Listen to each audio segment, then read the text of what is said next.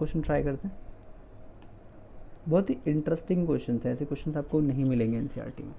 देखिए ये quadratic equation है, दो बच्चों ने सॉल्व करी, रवि ने एंड अंकित ने। सो रवि सेट की आंसर जो उसका रूट जो आ रहा है वो 3/2 आ रहा है, एंड अंकित सेट की मेरा जो रूट आ रहा है सॉल्व करने में वो आ रहा है -5/2। तो देखते हैं कि दोनों का सही है, किसका सही है। रवि सही कह रहा है, अंकित सही कह रहा है, दोनों सही कह रहे हैं। तो इक्वेशन को पहले सिंप्लीफाई कर लेते हैं। तो हम सबसे पहला काम करेंगे, इस इक्वेशन में एलसीएम ले लेंगे। तो this will be x into x plus 1 into 15। तो देखिए x प्लस 1 नीचे फैक्टर है, तो x के साथ जो मल्टीप्लाई होगा वो होगा 15x। इधर वाले में x प्लस 1 बचा है, तो यहाँ 15। देखिए x नीचे फैक्टर है तो 15 के साथ जाएगा, इसके साथ जाएगा, x प्लस 1 के साथ आएंगे 15 इंटू एक्स प्लस 1 जो होगा वो x प्लस 1 के साथ मल्टीप्लाई में जाएगा। ठीक है, अगली जो टर्म होगी वो होगी -34। देखिए 15 है तो बचे हुए फैक्टर्स जो हैं वो x और x प्लस 1 है, वो साथ में प्रोडक्ट में जाएंगे, इज इक्वल टू 0। तो ऊपर वाले टर्म को सॉल्व कर ले। देखिए ये 0 हो नहीं सकती, ये 0 हो जाएगी तो ये नॉट डिफाइंड टर्म आ जाएगी। तो this can not be 0, this portion can not be, this can not be equal to 0। तो ऑब्वियसली ऊपर वाला portion will be equal to 0। तो हम ऊपर वाले पोर्शन को सॉल्व करने की कोशिश करेंगे। तो दैट इज 15x²। यहाँ पे हमारा कितना है 15 इंटू एक्स प्लस 1 का whole square minus 34x into x plus 1 equals to 0। तो ब्रैकेट ओपन करेंगे तो आपको मिलेगा कुछ ऐसा 15x²। यहाँ पर देखिए होल स्क्वायर खोलेंगे तो 15 इंटू पूरा a² प्लस 2ab प्लस 1, और यहाँ पर -34x² minus 34x equals to 0। इस वाले को भी आप पूरा सॉल्व कर लीजिए ब्रैकेट को, तो अब आपको मिलेगा 15x² प्लस 15x² फिर यहाँ से आपको मिलेगा 30x plus 15 minus 34x² minus 34x equals to 0। तो this 15 will give you 30x²। तो माइनस 34x² को उसके पास ले आते हैं, प्लस का 30x है, x वाली टर्म्स को पास ले आए हैं, 34x plus 15 as it is. So जब इक्वेशन आपकी सिंप्लीफाई होगी तो कुछ ऐसी नज़र आएगी, it will be -4x² minus का 4x प्लस 15। देखिए 15 into 4, 15 into 4 splitting middle term से करते हैं। 15 into -4 will give you minus का 60। तो 60 की मुझे ऐसे फैक्टर करने कि मुझे 4 मिल जाए। तो मुझे क्लियरली दिख रहे हैं वो दो फैक्टर होंगे 10 एंड 6। देखिए 10 और 6 को प्रोडक्ट करी तो 60 आ रहा है, और बड़े वाले का साइन मुझे 10 माइनस रखना है तो -10 ले लूँगा मैं। तो मैं -4 को अब स्प्लिट करने जा रहा हूँ, -4x²। तो -4x मेरा हो जाएगा -10x प्लस का 6x plus 15 is equals to 0। तो कॉमन लीजिएगा इन दोनों में से, जैसे आप कॉमन लेंगे तो यहाँ आपका आया -4x कॉमन लीजिए, यहाँ बचेगा आपका x माइनस, या देखिए आपने 4 नहीं ले सकते हैं, 2 कॉमन लेंगे 2। तो यहाँ आपका बचेगा 2x प्लस का 5।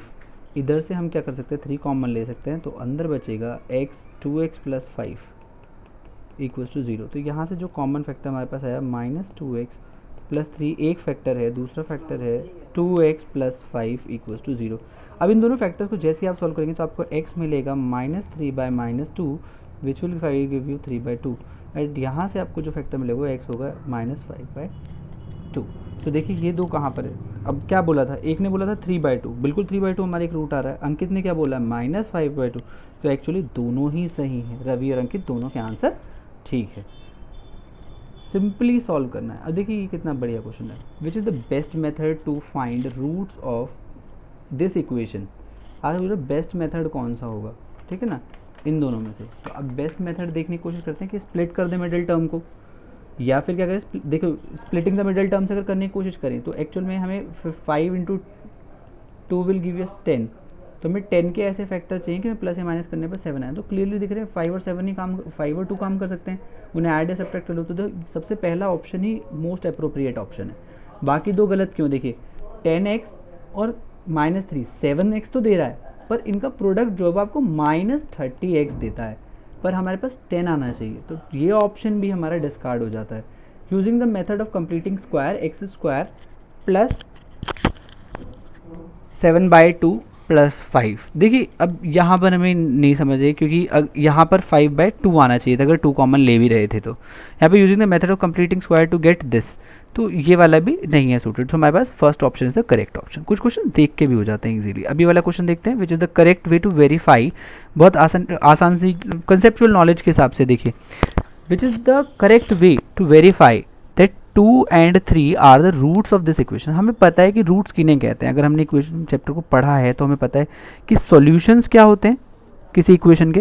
और अगर आपने नहीं देखा तो हमारी इस वीडियो को देखिए, जहाँ पे आपको समझ आएगा। हमने ग्राफिकली भी समझने की कोशिश करी व्हाट आर सॉल्यूशन किन्हें कहते हैं, ये रूट्स हम किन्हें कहते हैं। देखिए रूट्स और सॉल्यूशन वो एक्स की वैल्यूज़ होती हैं किसी क्वाड्रेटिक इक्वेशन की जो उसे सेटिस्फाई करे। एंड सेटिस्फाई करने का मतलब, जब हम कह रहे हैं कि सेटिस्फाई करे, सेटिस्फाई करने का मतलब है the balance should be same, the balance must be there, तो इक्वेशन शुड बी बैलेंस। तो देखते हैं कहाँ पर ये बात कही जा रही है। On substituting x equals to 2 and x equals to 3 on left hand side of the equation, the result should be 0। बिल्कुल, अगर लेफ्ट हैंड साइड 0 आ रही तो RHS भी 0 है, तो हमारा बैलेंस बैठ जाएगा। तो पहला ऑप्शन हमें करेक्ट लग रहा है। दूसरा ऑप्शन देखते हैं, on substituting x square with 2 and x with 3, बिल्कुल गलत है। नहीं, x की हम दो अलग अलग वैल्यूज़ कैसे यूज़ कर रहे हैं। एक्स स्क्वायर को हम 2 रख लें और एक्स को 3 रख लें, नहीं बिल्कुल गलत है ये, क्योंकि हमारी जो 2 और 3 है वो दोनों ही एक्स की वैल्यूज़ है। तो या तो हम एक्स को 2 रखें या एक्स को 3 रखें, वो हमें करना होगा। तो ये हम नहीं कर सकते। हमें नहीं बोला कि एक्स स्क्वायर इक्वल टू 2 नहीं है, यहाँ पर x is one of the zeros. अगला देखिए, on substituting x equal to 2 on the left hand side of the equation the result will be, नहीं ये भी गलत है। शुड, और यहाँ पर लिख रहे हैं उसको ऑपोजिट की 3 रखने पर 2 आंसर है, तो ये भी गलत है। तो most appropriate is first answer and it is correct कि 2 और 3 को रखने पर इक्वेशन को सेटिस्फाई कर जाना चाहिए। चलिए अगला क्वेश्चन देखते हैं। A student solve a quadratic equation to obtain the zero of the roots are -3 and -4 and 3। Part of the students work to verify the root is -4। देखिए बच्चे का उन्होंने सोल्यूशन दे दिया कि उसने क्या रखा, -4 का स्क्वायर प्लस 2 -4 -9 इक्वल टू 0। तो एक बार पैसे से पहले सॉल्व करके देख लेते हैं कि बैलेंस बैठ रहा है क्या। देखिए कितना है 16, यहाँ -8, यहाँ आया -9। क्या इनको सॉल्व करने पर 0 आ रहा है? यार 17 नहीं, यहाँ -16 होता तो हमारी इक्वेशन बैलेंस हो जाती। तो हमें यहाँ पे कुछ एक्स्ट्रा चाहिए। वो एक्स्ट्रा क्या है, हमें यहाँ पे क्या ऐड करना चाहिए। अगर हम सब्ट्रैक्ट करेंगे तो बढ़ता चला जाएगा, ये नेगेटिव नंबर और बढ़ता चला जाएगा, तो हम सब्ट्रैक्ट नहीं कर सकते, हमें कुछ ऐड करना पड़ेगा। The student calculated the root correctly, नहीं रूट तो करेक्टली नहीं निकले हैं। The student calculated the root correctly but should have replaced 2 - 4 in his work with 2 × 3। नहीं, अगर वो 2 × -4 को, मतलब इसे अगर 2 × 3 से रिप्लेस कर रहा है तो उसे इसे भी 3 स्क्वायर से रिप्लेस करना पड़ेगा। तो ये वाला स्टेप भी गलत है। The student calculate the root of the equation that can be obtained by adding 1 to the equation that the student solved। यहाँ पर देखिए स्टूडेंट ने एक ऐसी इक्वेशन को सॉल्व कर दिया जहाँ पर -9 ना होकर वहाँ पर यहाँ पर एक एक्स्ट्रा अगर वैल्यू जुड़ जाती, मतलब -9 की जगह -8 अगर यहाँ होता इस इक्वेशन में तो उसका रूट होता। तो ये बात बिल्कुल सही है। यहाँ पर अगर +1 हो जाए, अगर एक नंबर हम ऐड कर दें तो उसका सोल्यूशन बिल्कुल ठीक हो जाएगा। The student calculated the root of the equation that can be obtained by adding -2। देखिए अगर 16 - 7 में ये मैं +1 करूँ और दूसरा ऑप्शन है 16 - 17 में ही मैं -1 करूँ, तो देखिए कहाँ 0 आने की संभावना है। ऑब्वियसली यहाँ आएगा 17 - 7 = 0, इक्वेशन बैलेंस हो रही है। बट इस केस में इक्वेशन बैलेंस ही नहीं हो रही है, 16 - 18 आ रहा है which is equal to -2। So this is not satisfying the equation, तो ये गलत हो जाएगा। तो हमारा ये आंसर सही है कि इसने ऐसी इक्वेशन का रूट निकाल दिया जहाँ पर ऐड था 1। अगला क्वेश्चन समझते हैं। देखिए ये तो डायरेक्ट क्वेश्चन है कि रियल एंड अनइक्वल रूट लाने के लिए डिस्क्रिमिनेंट कैसा होना चाहिए। तो रियल एंड अनइक्वल रूट लाने के लिए discriminant is always greater than 0। तीनों कंडीशन हमें पता है। डी अगर इक्वल टू 0 है तो इक्वल रूट होते हैं, अगर डी लेस देन 0 है तो नॉन रियल होते हैं रूट्स, और डी अगर ग्रेटर देन 0 है तो ग्रेटर रूट्स होते हैं। ठीक है, रियल होते हैं और अनइक्वल रूट्स होते हैं। डिस्टिंक्ट रूट भी हम इन्हें कहते हैं। यहाँ पर एक कॉम्प्लेक्स रूट कहे जाते हैं अगर हमारा लेस देन 0। अगला क्वेश्चन करने की कोशिश करते हैं। ये वाला बड़ा इंटरेस्टिंग क्वेश्चन लगा मुझे। अगर आपने क्वाड्रेटिक इक्वेशन सॉल्व करी होगी तो आपने एक पैटर्न ऑब्जर्व किया होगा PQR में। देखिए यहाँ पे हमसे बोला which condition are sufficient to conclude that equation has real roots. देखिए रियल रूट्स कब होता है, जब हमारा डिस्क्रिमिनेंट जो है वो ग्रेटर देन 0 हो। डिस्क्रिमिनेंट ग्रेटर देन 0 होने के लिए कहने का मतलब b² - 4ac की जो वैल्यू है वो हमेशा ग्रेटर देन 0 आए। अब यहाँ पर इस क्वेश्चन में हमारा जो a है that is p and b जो है वो q है एंड c जो है वो r है। इस इक्वेशन को ध्यान से देखिए कि q की कोई भी मतलब b अगर मेरा नेगेटिव या पॉजिटिव हो तो इसे थोड़ा सा लिख देते हैं, यहाँ पर जाएगा मेरा Q square minus 4pr should be greater than 0। एक बात सोचिए, q का कोई भी साइन लीजिए, हम q का एट द एंड स्क्वायर करने वाले, तो q की किसी भी वैल्यू से इस इक्वेशन पे फर्क नहीं पड़ता है, ठीक है।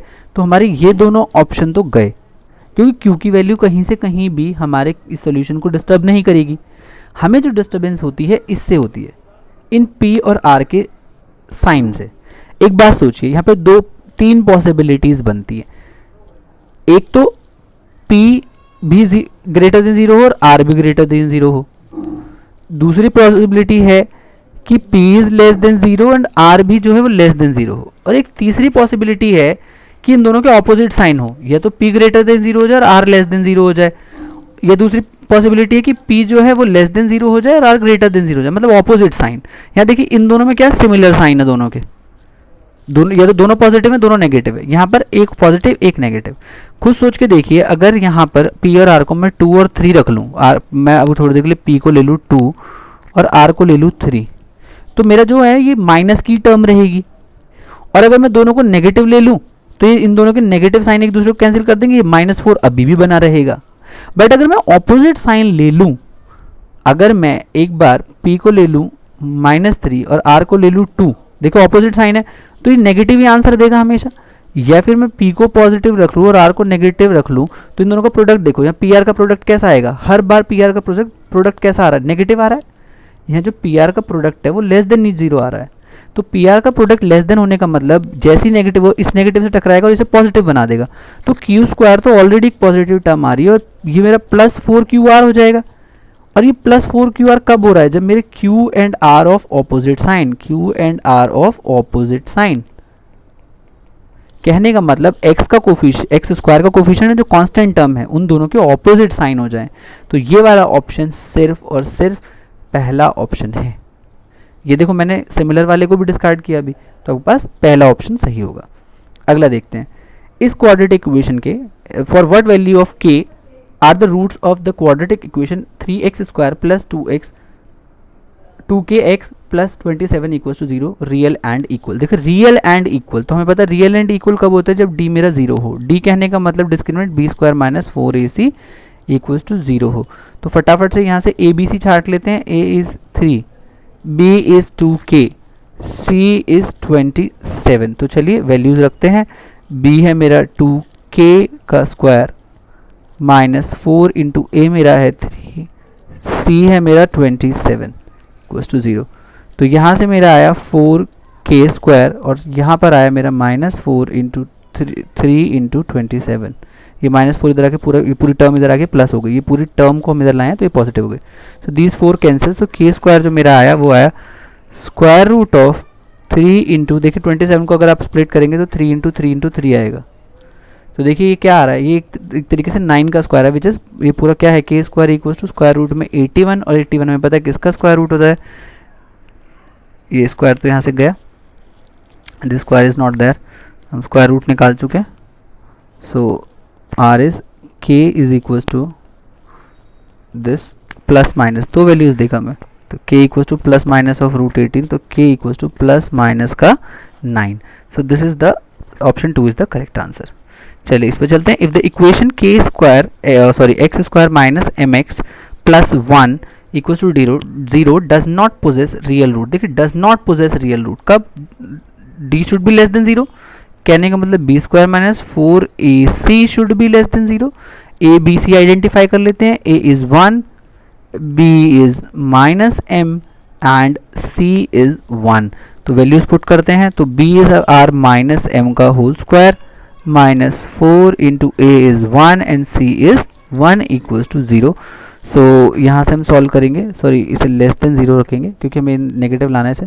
तो देखिए यहाँ तो आया मेरा m स्क्वायर, ठीक है, अब m के साइन से मुझे कोई मतलब नहीं है, यहाँ पे आया मेरा -4 लेस देन 0। देखिए ये वैल्यू को हमें लेस देन 0 रखना है, तो m की ऐसी वैल्यूज ढूंढनी पड़ेंगी जिनमें हम 4 माइनस करें तो हमारा जो आंसर है वो हमेशा कैसा आए, नेगेटिव रहना चाहिए, ठीक है ना।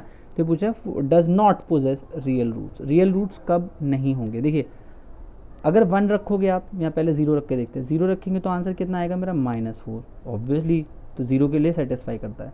1 रख के देखिए तो 1 का स्क्वायर आएगा 1, 1 माइनस 3 फिर से माइनस 3 आ गया, ठीक है। अब आप 2 रख के देखिए तो ये 0 हो जाएगा, पर जैसे आप यहाँ 3 रखेंगे तो 3 रखते ही आप m स्क्वायर को जैसे ही 3 रखेंगे तो 3 स्क्वायर माइनस 4, तो ये आएगा आपका 9 माइनस 4 विच इज़ 5, तो ये पॉजिटिव हो जाएगा। तो मतलब 3 तो मैं वैल्यू रख नहीं सकता, तो मेरे इसका मतलब यहाँ पर जो वैल्यू होंगी m की वैल्यू जो होंगी वो लेस देन 2 होनी चाहिए। अब एक बात सोचिए, m की वैल्यू लेस देन 2 होनी चाहिए और ये -2 के लिए भी सेटिस्फाई करेगी ये चीज़, तो x की वैल्यू जो है वो -2 और 2 के बीच फंसी हुई होनी चाहिए, तो this is the correct option. आप इसके अलावा कोई और वैल्यू जैसे इसमें डाल के देखेंगे तो ये जो है पॉजिटिव हो जाएगी d की वैल्यू, और पॉजिटिव होते ही जैसे d की वैल्यू पॉजिटिव आई तो this will give you distinct and real root. So it does not, मतलब इसके अनइक्वल मतलब कॉम्प्लेक्स रूट नहीं होंगे, तो कॉम्प्लेक्स रूट के लिए इसे नेगेटिव होना होगा। नेगेटिव होने के लिए इसकी वैल्यू जो है -2 से छोटी नहीं होनी चाहिए और 2 से बड़ी नहीं होनी चाहिए, क्योंकि 2 के अलावा कोई और नंबर जैसे आप लेंगे तो ये बड़ा हो जाता है। So these are the questions which we wanted to discuss with you and these are very interesting questions. So आगे आने वाली क्लासेस में चैप्टर वाइज हम टर्म मॉड्यूल भी सॉल्व करते रहेंगे ताकि आप अपनी कॉम्पिटेंसीज डेवलप करते रहें towards mathematics. And believe me these are the very wonderful question. So term module अगर आपको चाहिए तो आप दीक्षा पोर्टल पे से ले सकते हैं, इट इज़ फ्रीली अवेलेबल। और अगर आपको इसकी PDF फॉर्म चाहिए, आपको उसका क्रिस्प वर्जन चाहिए, समरी वर्जन चाहिए, so we have prepared the summary version, so if you want that summary version you can ping us in our comment section. So all the best to all of you and these questions are very important for competitive exam point of view.